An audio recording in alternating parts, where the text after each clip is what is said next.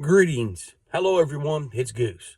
Welcome into another installment of True Crime from the Hills and Hollers. My first encounter with Mark was when I worked for a local sheriff's office. A vehicle that was an old vehicle that really should not have been on the roadway, basically junk, was reported to us for driving under the influence.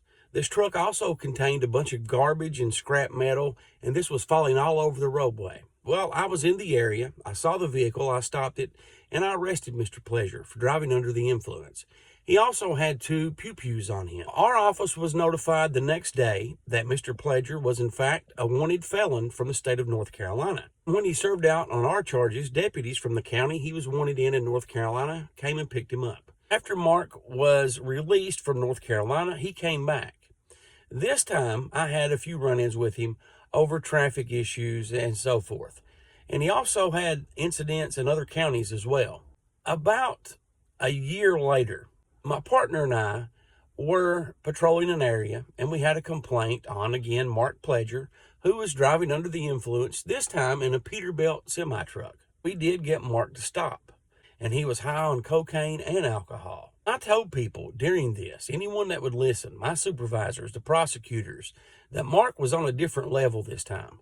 And if something was not done with him, he was going to kill someone. Mark went to a residence on March 19th, 2004, and he pulled into the driveway where his estranged girlfriend of 13 years, Harleen Harwood, had been staying with her daughter.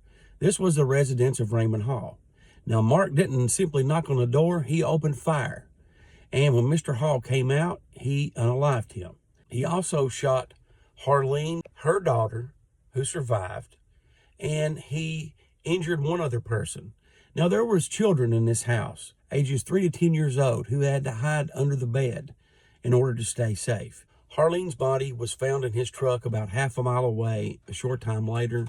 And later on that morning, Mr. Pledger's body was found near a stream with an assault pew-pew and a small pew-pew. Now, you can hardly find any stories about this case online. You know, this is one of those cases that has stuck with me over the years.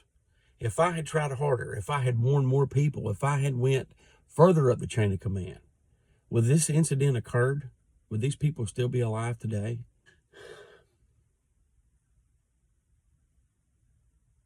Sometimes stuff like this is hard for me to talk about. This has been another installment of True Crime from the Hills and the Hollers. What's your thoughts on this video? Comment and let us know.